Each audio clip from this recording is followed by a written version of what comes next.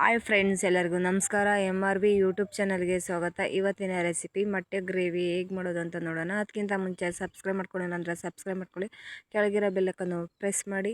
ಈಗ ಹೇಗೆ ಮಾಡೋದು ಅಂತ ನೋಡೋಣ. ತುಂಬ ರುಚಿಕರವಾಗಿರುತ್ತೆ, ತುಂಬ ಚೆನ್ನಾಗಿರುತ್ತೆ. ನೀವು ಒಮ್ಮೆ ಟ್ರೈ ಮಾಡಿ ಹೇಗಿದೆ ಅಂತ ಕಮೆಂಟ್ ಬಾಕ್ಸಲ್ಲಿ ತಿಳಿಸಿ.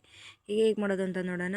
ಒಂದು ಮೀಡಿಯಮ್ ಸೈಜ್ ಈರುಳ್ಳಿ, ಬೆಳ್ಳುಳ್ಳಿ, ಶುಂಠಿ, ಒಂದು 5-6 ಹಸಿಮೆಣ್ಸಿನ್ಕಾಯಿ, ಒಂದು ಅರ್ಧ ಹೋಳು ಕಾಯಿ, ಪುದೀನ, ಕೊತ್ತಂಬರಿ, ಒಂದು 5 ಮೊಟ್ಟೆ, ಸೋಂಪುಕಾಳು, ಲವಂಗ, ಮೆಣಸು, ಒಂದು ಪೀಸ್ ಚಕ್ಕೆ, ಎಣ್ಣೆ, ಮಾಡಲು ಉಪ್ಪು, ಒಗ್ಗರಣೆಗೆ ಅರಿಶಿನ ಪುಡಿ, ಈರುಳ್ಳಿ, ಕರಿಬೇವು, ಟೊಮೊಟೊ, ಧನಿಯಾ ಪುಡಿ 1 ಸ್ಪೂನು. ಹೀಗೆ ಮಾಡುವ ವಿಧಾನ. ಸ್ಟವ್ ಮೇಲೆ ಪಾತ್ರೆ ಇಟ್ಟು ಪಾತ್ರೆ ಬಿಸಿ ಆದಮೇಲೆ ಒಂದು 2 ಸ್ಪೂನು ಎಣ್ಣೆ ಹಾಕ್ಕೊಳ್ಳೋಣ. ಎಣ್ಣೆ ಹಾಕಿ ಈರುಳ್ಳಿ ಸೇರಿಸ್ಕೊಳ್ಳೋಣ.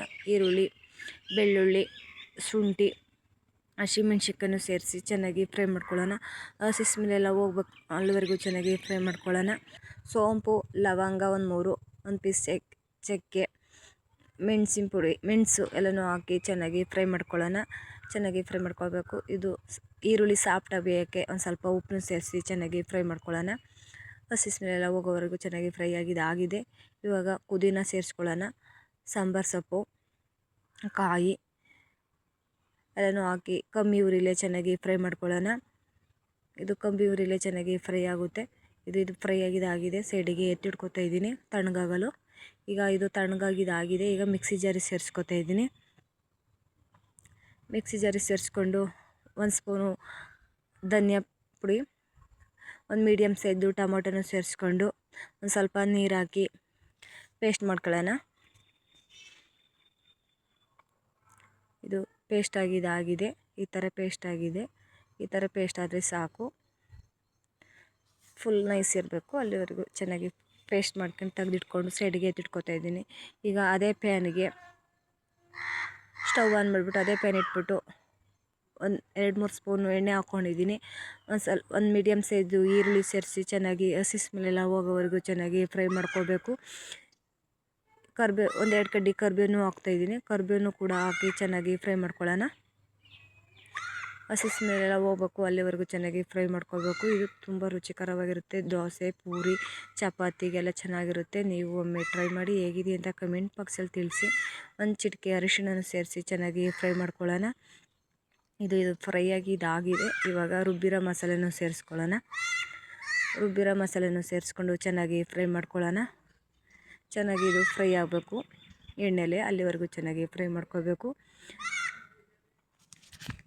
ಈಗ ಜಾರ್ ತೊಳೆದು ನೀರನ್ನು ಸೇರಿಸ್ಕೊಂಡು ಒಂದು ಸಲ ಮಿಕ್ಸ್ ಮಾಡಿಬಿಟ್ಟು ಒಂದು ಕುದಿ ಬರಲು ಒಂದು ಪ್ಲೇಟ್ ಮುಚ್ಚಿಡೋಣ. ಈಗ ಒಂದು ಕುದಿ ಬಂದಿದ್ದಾಗಿದೆ. ಇವಾಗ ನೋಡಿ ಒಂದು ಕುದೀತಾ ಇದೆ. ಇವಾಗ ಮಿಕ್ಸ್ ಮಾಡಿಬಿಟ್ಟು ಒಂದು ಸಲ ಚೆನ್ನಾಗಿ ನಮಗೆ ಎಷ್ಟು ನೀರು ಬೇಕು, ಎಷ್ಟು ನಮಗೆ ಗೊಜ್ಜು ಬೇಕು ಅಷ್ಟು ನೀರು ಸೇರಿಸ್ಕೊಳ್ಳೋಣ. ನಾವು ನೀರು ಸೇರಿಸ್ಕೊಂಡು ಒಂದು ಸಲ ಮಿಕ್ಸ್ ಮಾಡಿ ರುಚಿಗೆ ತಕ್ಕಷ್ಟು ಉಪ್ಪನ್ನು ಸೇರಿಸ್ಕೊಂಡು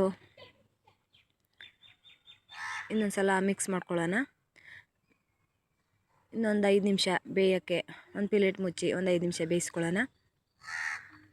ಈಗ ಒಂದು 5 ನಿಮಿಷ ಆಗಿದೆ ನೋಡಿ, ಕುದೀತಿದೆ. ಈಗ ಒಂದ್ಸಲ ಮಿಕ್ಸ್ ಮಾಡ್ಕೊಳ್ಳೋಣ. ಚೆನ್ನಾಗಿ ಮಿಕ್ಸ್ ಮಾಡ್ಕೊಬಿಟ್ಟು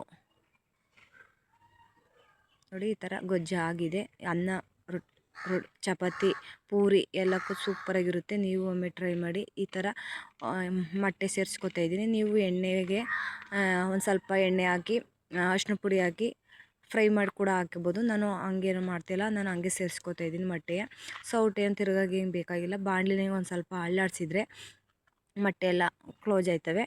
ಈಗ ಒಂದು 2 ನಿಮಿಷ ಬೇಯಿಸ್ಕೊಳ್ಳೋಣ. ಈಗ ಈ ಕುದ್ದಿದ್ದು ಆಗಿದೆ. ಈಗ ನೋಡಿ, ಈಗ ಮೊಟ್ಟೆ ಗ್ರೇವಿ ರೆಡಿಯಾಗಿದೆ. ತುಂಬ ರುಚಿಕರವಾಗಿರುತ್ತೆ, ತುಂಬ ಚೆನ್ನಾಗಿರುತ್ತೆ.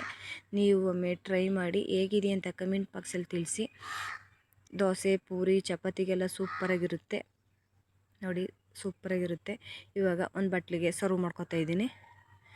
ಇದು ತುಂಬ ಚೆನ್ನಾಗಿರುತ್ತೆ. ಮೊಟ್ಟೆ ಇದ್ದರೆ ನೀವು ಈ ಥರ ಒಮ್ಮೆ ಟ್ರೈ ಮಾಡಿ. ಒಂದೇ ಥರ ತಿಂದು ಬೇಜಾರಾಗಿದ್ದರೆ ಈ ಥರನೂ ಒಮ್ಮೆ ಟ್ರೈ ಮಾಡಿ. ಹೇಗಿದೆ ಅಂತ ಕಮೆಂಟ್ ಬಾಕ್ಸಲ್ಲಿ ತಿಳಿಸಿ. ಈ ವಿಡಿಯೋ ಇಷ್ಟ ಆಗಿದೆ ಅಂದ್ಕೊಂಡಿದ್ದೀನಿ. ಇಷ್ಟ ಆದರೆ ಒಂದು ಲೈಕ್ ಮಾಡಿ, ಸಬ್ಸ್ಕ್ರೈಬ್ ಮಾಡಿ, ಶೇರ್ ಮಾಡಿ, ಸಪೋರ್ಟ್ ಮಾಡಿ. ನಿಮ್ಮ ಫ್ರೆಂಡ್ಸು ಫ್ಯಾಮಿಲಿಗೂ ಕೂಡ ಶೇರ್ ಮಾಡಿ. ಮತ್ತೊಂದು ವಿಡಿಯೋ ಜೊತೆ ಸಿಗ್ತೀನಿ. Bye bye, take care.